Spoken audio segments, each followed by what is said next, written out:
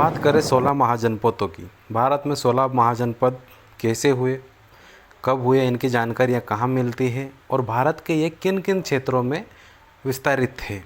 16 महाजनपद हमने सिंधु घाटी सभ्यता देखा, वैदिक काल देखा, उत्तर वैदिक काल देखा। जब उत्तर वैदिक काल में जो जनपद थे या गण थे वह धीरे धीरे आपस में मिलने लगे और बड़े बड़े साम्राज्यों में बदलने लगे। ऐसे में जनपदों का निर्माण हुआ और ये जो जनपद थे ये महाजनपदों में बदलने लगे। इस प्रकार से उत्तर वैदिक काल में 16 महाजनपदों की जानकारी बौद्ध ग्रंथ अंगुत्तर निकाय से प्राप्त होती है। ग्रंथ अंगुत्तर निकाय के अलावा भी कुछ ग्रंथ हैं जैसे महावस्तु और जैन ग्रंथ भगवती सूत्र में भी इसकी जानकारी प्राप्त होती है। इसी प्रकार 16 महाजनपदों के अलग अलग नाम और उनके स्थानों की भी हमें और उनसे संबंधित जो राजतंत्र या राजवंश थे उनकी भी जानकारियाँ मिलती है। सबसे पहले देखें तो अंग महाजनपद। ये महाजनपद बिहार में मुंगेर और भागलपुर 2 जिले हैं वहाँ पर स्थित था। इस जनपद की जो राजधानी थी वो चंपा में थी, जो चंपा नदी के तट पर स्थित थी। बाद में मगध राज बिंबिसार ने अंग को जीत कर अपने राज्य में मिला लिया और ऐसे ये अंग भी मगध का हिस्सा हो गया। आगे चलकर मगध शक्तिशाली हो जाता है, मगध को भी देखेंगे। मगध जो था यह दक्षिण बिहार में स्थित था। शुरू में इसकी राजधानी गिरिब्रज में थी। गौतम बुद्ध के पूर्व यहाँ पर वृद्रथ वंश का राज्य था। वृद्रथ वंश का जो राज्य है या वृद्रथ वंश जो था, इसमें हम देखते हैं महाभारत में एक राजा था जिसका नाम था जरासंध। जरासंध जो था यह वृद्रथ वंश का ही राजा था, जिसे कृष्ण और पांडव जाकर मारते हैं, जो 100 राजाओं की बलियां देता है, ऐसा कुछ बताया जाता है। ऐसे में बिंबिसार का शासन था और इस समय जो राजगृह थी वह मगध की राजधानी थी। आगे जनपद आता है काशी। ये गंगा के तट पर स्थित था और इसकी राजधानी वाराणसी में थी। जैन के जो तीर्थंकर हुए हैं पार्श्वनाथ, उनके पिता अश्वसेन काशी के राजा थे। जातक कुछ ग्रंथ हैं जो जैनियों से संबंधित थे, तो जातकों के अनुसार राजा वृद्रथ जो था या ब्रह्मदत्त थे, उनके समय जनपद बड़ा शक्तिशाली हो गया था।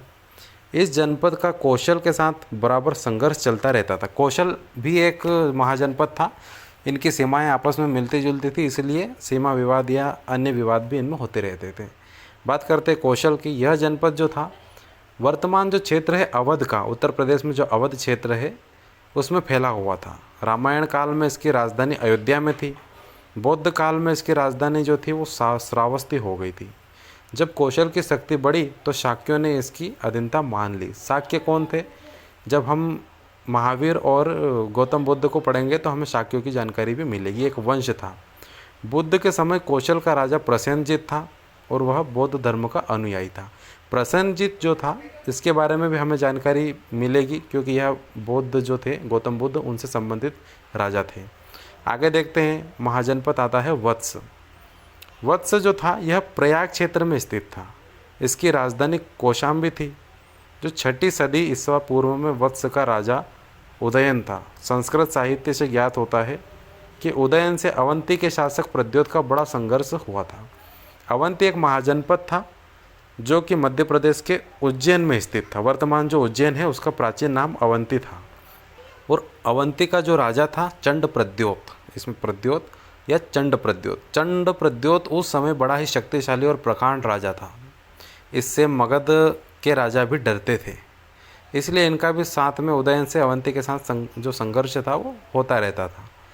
आगे देखते हैं हम, जनपद आता है सूरसेन। इस राज्य की राजधानी मथुरा में थी। महाभारत काल में यहाँ वृष्णियों का गणराज्य था। गणराज्य मतलब छोटे छोटे राज्य होते थे और जिनमें राजा जो होता था वो जनता द्वारा चुना जाता था। बौद्ध काल में यहाँ पर राजतंत्रात्मक शासन व्यवस्था हुई। राजतंत्रात्मक यानी कि वंशानुगत राजा होने लगे थे, यानी राजा का बेटा ही राजा बनता था। यहाँ का शासक अवंती पुत्र गौतम बुद्ध का बड़ा ही अनुयायी था। ये जो महाजनपद है लगभग सभी जो हैं गौतम बुद्ध के आसपास के ही महाजनपदों की जानकारियाँ मिलती है। इसके बाद आता है पांचाल महाजनपद। ये जो रुहेलखंड और उसका समीपवर्ती क्षेत्र था वहाँ पर ये स्थित था। इस जनपद के 2 खंड थे, इसमें उत्तरी पांचाल की राजधानी अहिच्छत्र और दक्षिणी पांचाल की राजधानी काम्पिल्य में थी। काम्पिल्य एक जगह थी, वहाँ पर थी। अगला महाजनपद है कुरु। इस जनपद में मेरठ और उसके पास जो दिल्ली का क्षेत्र है वह सम्मिलित था। महाभारत काल में इसकी राजधानी हस्तिनापुर में थी। हम महाभारत को देखते भी हैं और पढ़ते भी हैं। महाभारत में हस्तिनापुर राज्य था और इसी के संबंध में विवाद था।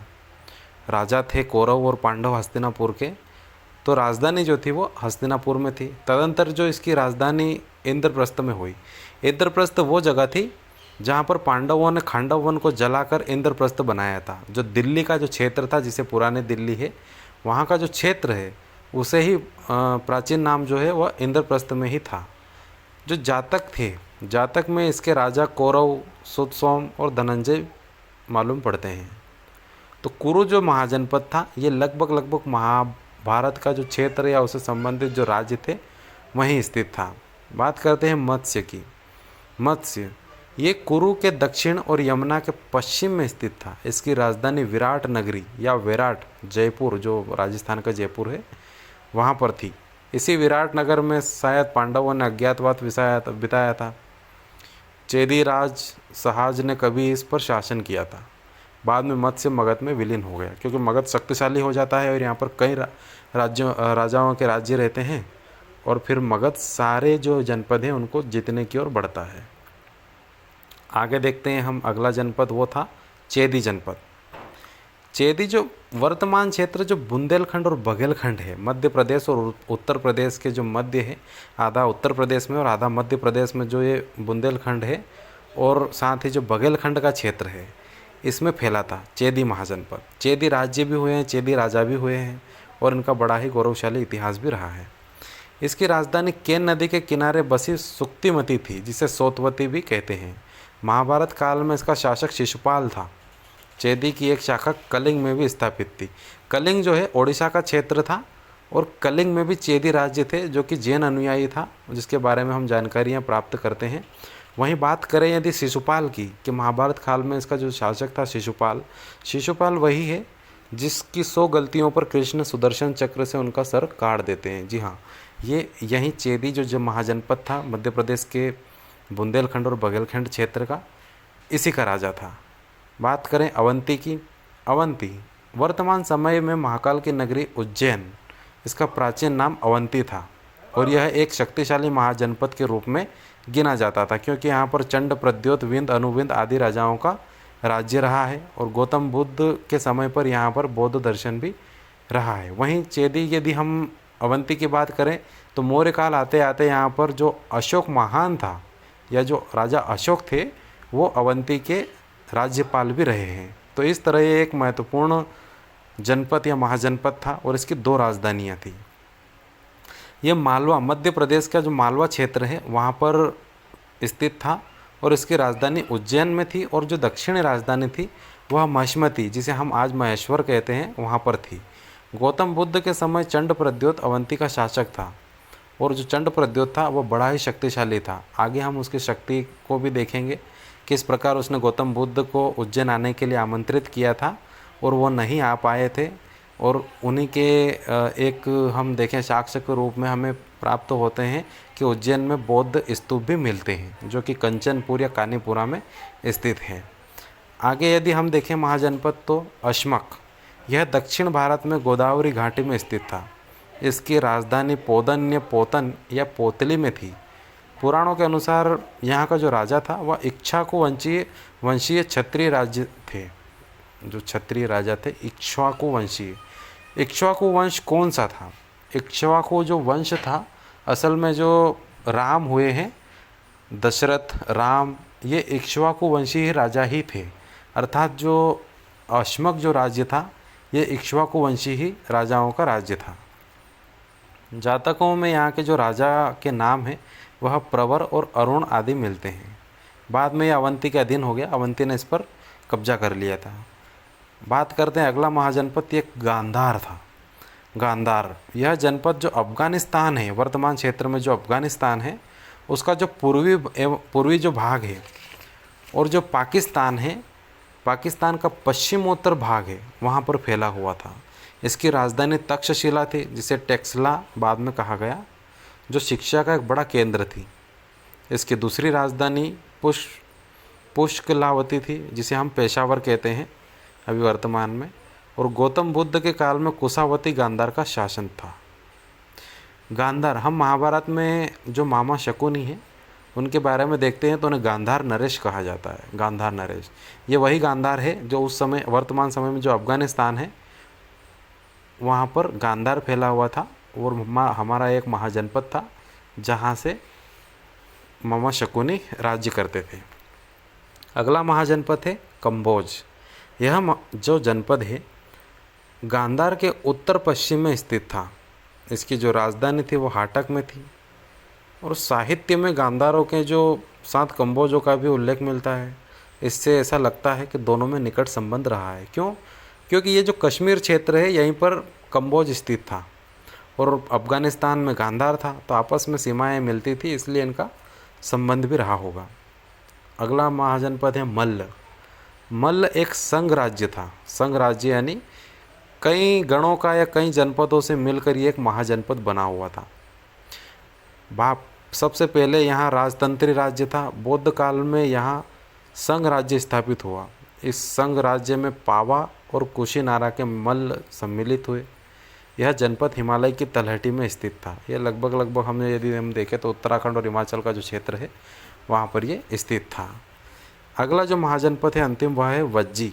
यह भी एक राज्य था। इसमें लिच्छवी, विदेह और ज्ञात्रिक आदि 8 गणराज्य सम्मिलित थे।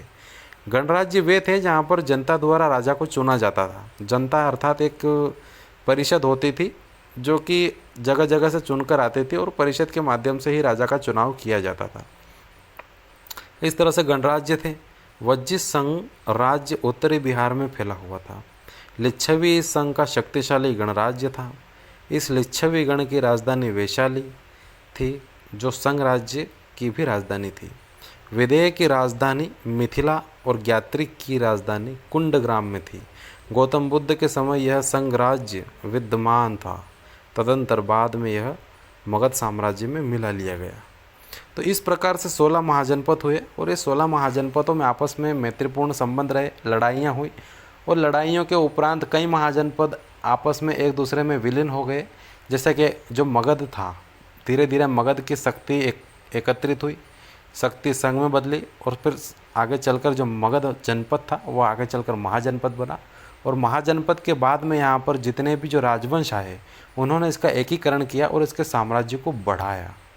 धीरे धीरे मगध अन्य राज्यों या अन्य जो जनपद थे उन पर हावी होता गया और आगे आगे इनको जीतता गया। जैसे जो अवंती है, अंग है आदि राज्यों को मगध ने जीत लिया था। इस तरह से भारत में 16 महाजनपद थे और इनकी हमें जानकारियाँ प्राप्त होती है। हम आगे देखेंगे मगध और उसकी जो शक्तियाँ थी और उसमें जो राजतंत्र हुए या राजा जो हुए उन्हें हम विस्तारपूर्वक देखेंगे। धन्यवाद।